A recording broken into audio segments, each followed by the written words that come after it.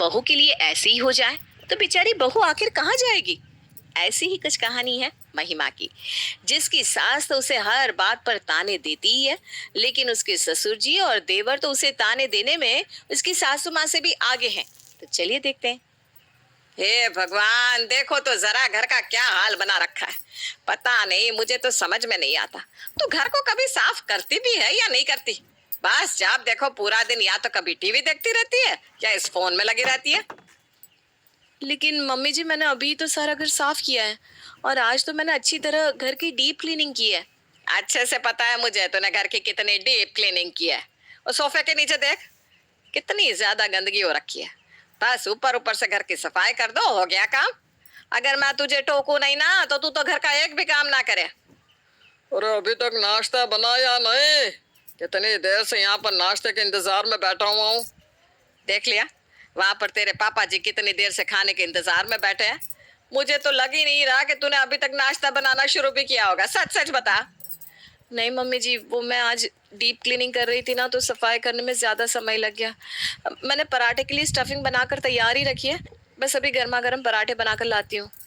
बस हर चीज में तेरे बहाने सुन लो। जल्दी से नाश्ता बना कर ला। तुझे पता है ना, तेरे ससुर जी से बिल्कुल भी भूख बर्दाश्त नहीं होती।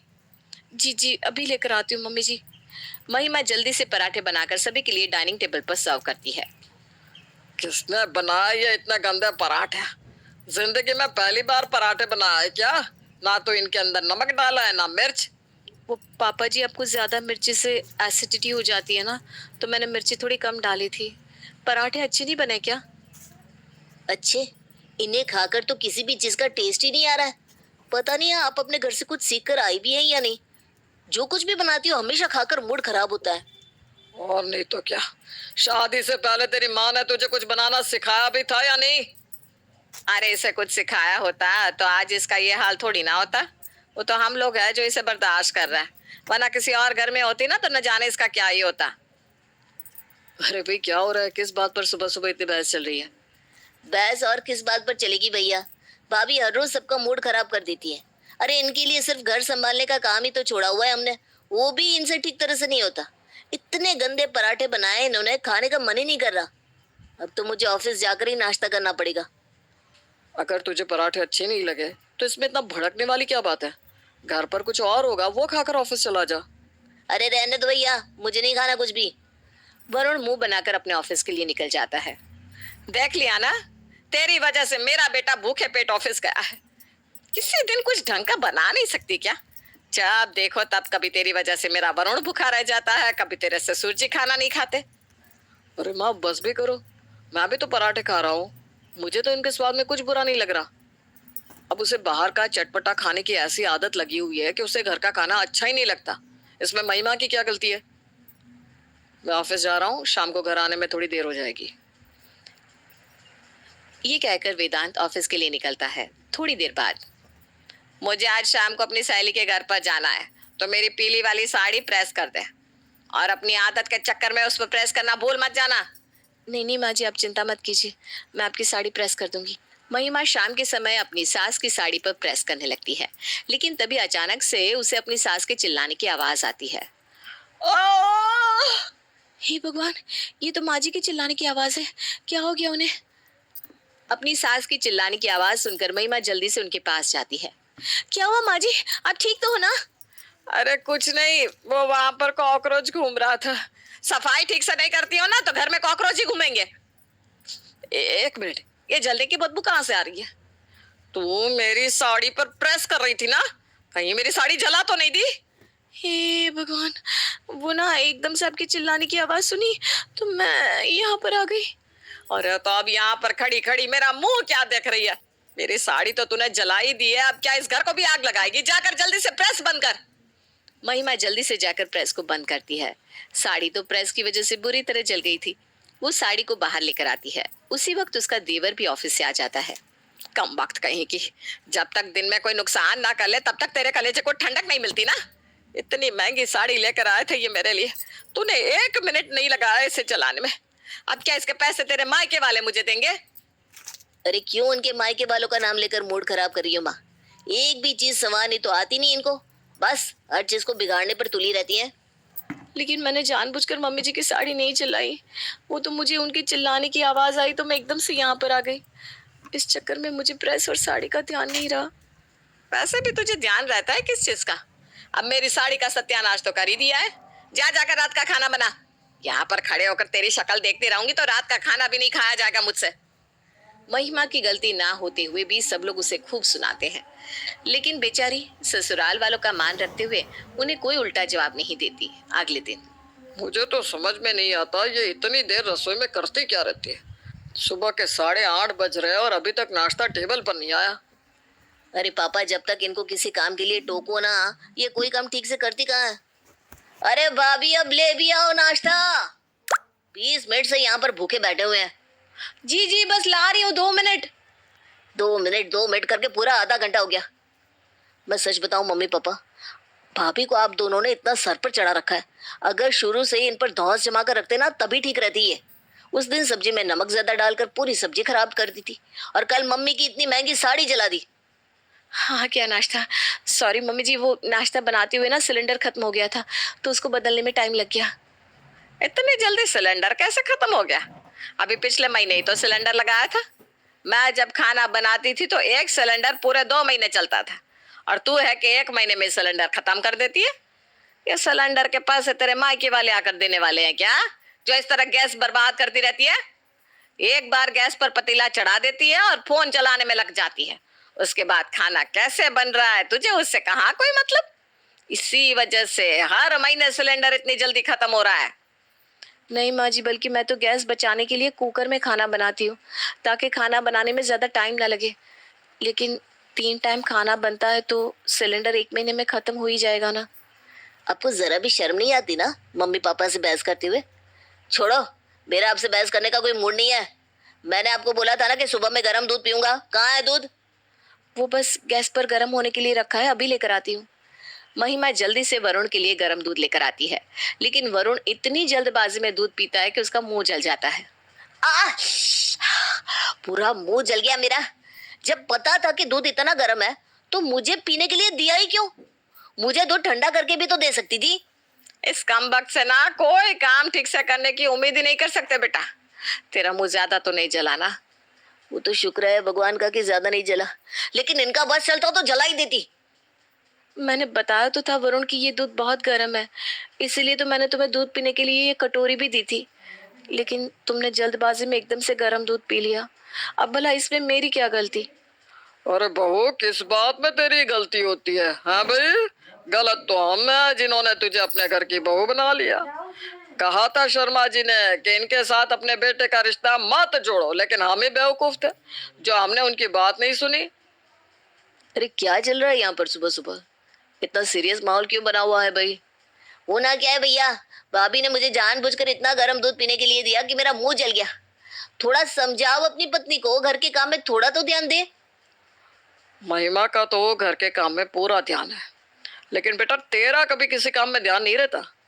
अपनी प्लेट में ध्यान से देखो, उसने दूध पीने के लिए तुझे अलग से कटोरी दी हुई है कि नहीं? 1 मिनट फोन साइड में रखकर देख लेता तो तुझे अच्छे से सब नजर आ जाता। तू तो पूरा जोरू का गुलाम बन गया है, इसके खिलाफ एक बात नहीं सुन सकता है ना। तेरी वजह से ही हमारे सर पर इतनी चढ़ी हुई है ये। बस बहुत हो गया माँ, मुझे तुमसे और कोई बहस नहीं करनी। महिमा कैसी है कैसी नहीं मुझे अच्छी तरह पता है। मुझे मेरा लंच दे दो महिमा, मुझे ऑफिस जाना है। जी ला रही हूँ, लेकिन आप पहले नाश्ता तो कर लीजिए। नहीं, मेरा मन नहीं है, तुम लंच दे दो। वेदांत अपना लंच लेकर ऑफिस चला जाता है। हर रोज जो उसके घर वाले महिमा को हर बात पर ताने देते रहते थे, वेदांत अब इन सब चीजों से परेशान हो चुका था। एक तो वो घर की इकलौती बहू सब कुछ संभाल रही थी, ऊपर से उसे हर बात पर इतना सुनना पड़ता था। लेकिन कुछ दिन बाद घर में छोटी बहू भी आ गई। वरुण के मम्मी पापा ने उसकी गर्लफ्रेंड से उसकी शादी करवा दी।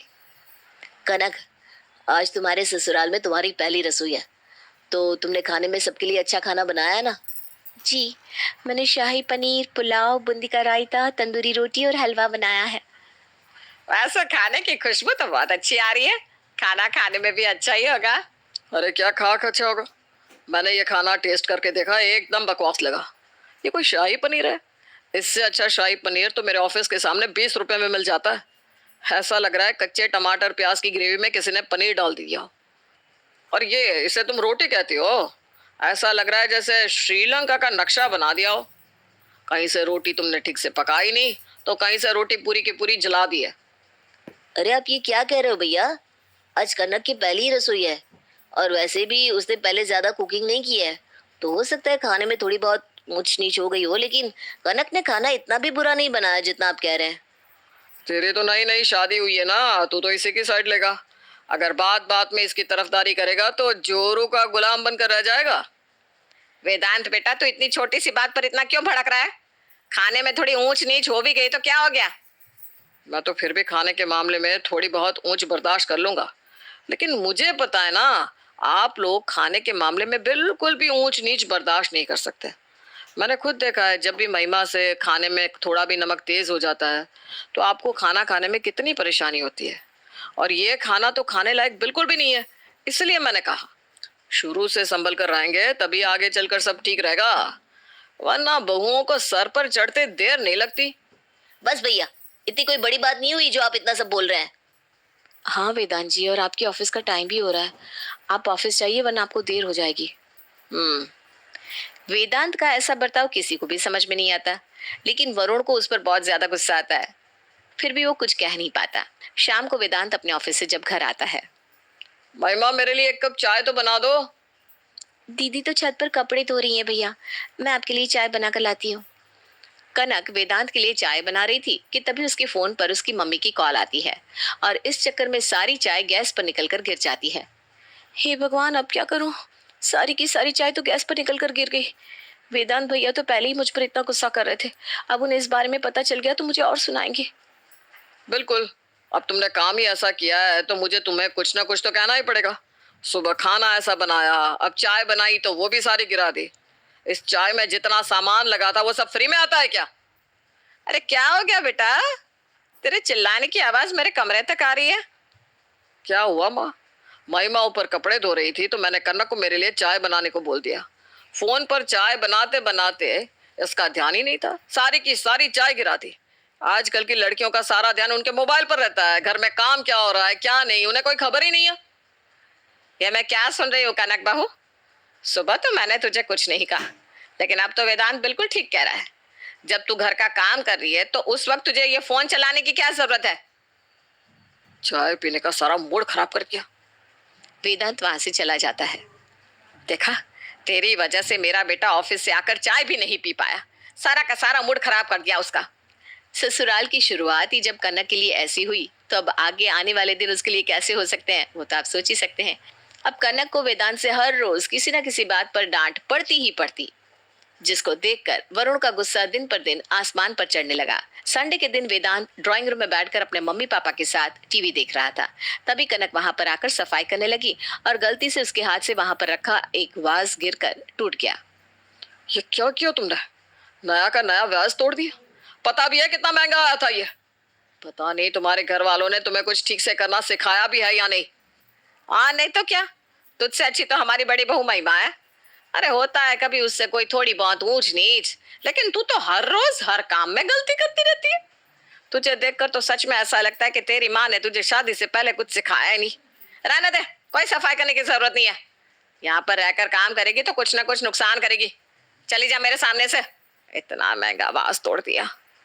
लेकिन माँ जी, देखो तो अभी कैसे आपसे बहस करने के लिए तैयार है मम्मी। मम्मी ने बोला ना जाओ यहाँ से, तो ये लेकिन वेकिन करने की कोई जरूरत नहीं है। सबकी बातों से कनक की आंखों में आंसू आ जाते हैं। वो रोते हुए अपने कमरे में जाती है जहां वरुण हेडफोन लगाकर गाने सुन रहा था। कनक के कमरे में आते ही वरुण की नजर उस पर पड़ती है। अरे क्या हो गया कनक? तुम इस तरह रो क्यों रही हो? सच सच बताओ, तुमसे किसी ने कुछ कहा क्या?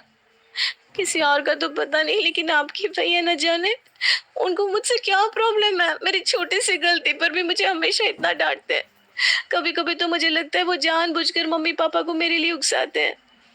तुम ठीक कह रहे हो कनक, मैं भी बहुत टाइम से ये नोटिस कर रहा हूँ, लेकिन अब बस बहुत हो गया। अब तो मुझे भैया से बात करनी होगी। वरुण वेदांत को ढूंढते हुए उसके कमरे में जाता है। आपको नहीं लगता भैया कि आप कुछ ज्यादा ही कर रहे हो? क्या मतलब? देखिए, घुमा फिरा कर बात तो मैं करूंगा नहीं। आज आप मुझे साफ साफ बता दीजिए कि आपको कनक से आखिर प्रॉब्लम क्या है। अरे ये तेरी बीवी है, मुझे उससे भला क्या प्रॉब्लम होगी? अच्छा, अगर आपको उससे कोई प्रॉब्लम नहीं है तो क्यों हर वक्त हर छोटी छोटी चीज में उसकी गलतियां निकालने पर तुले रहते हो? मैं अच्छी तरह जानता हूँ, मम्मी पापा को उसके खिलाफ आप ही उकसाते हो। आखिर दिक्कत क्या है आपको उससे? ये सवाल तुम मुझसे पूछते हो, उसके बजाय एक बार अपने आप से पूछ लो। क्या मतलब? मतलब ये कि पहले मुझे तू ये बता कि तुझे अपनी भाभी से क्या प्रॉब्लम है। ये तो मैं भी अच्छी तरह जानता हूँ कि उसकी गलती ना होते हुए भी तू जानबूझकर उसे कुछ न कुछ बोलता है, और तेरी वजह से ही मम्मी पापा फिर उसे चार बातें और सुनाते हैं। चल, मम्मी पापा की आदत है, वो अपनी बहुओं को कुछ कहे बिना नहीं रह सकते, लेकिन तू तो उसका देवर है। तुझे तो इन सब मामलों में उसका साथ देना चाहिए, और तू है कि जानबूझकर मम्मी पापा को उसे कुछ कहने के लिए उकसाता है। अब जब वही मैंने कनक के साथ कर दिया तो तुझे बहुत बुरा लग रहा है। वेदांत की ये बातें सुनकर वरुण के पास उसे देने के लिए कोई जवाब नहीं था। तभी महिमा वहां पर आती है। अरे क्या बात है, आप दोनों इतने सीरियस सीरियस क्यों हो? और तू यहाँ पर इस तरह चुपचाप क्यों खड़ा है, क्या हुआ? कुछ नहीं भाभी,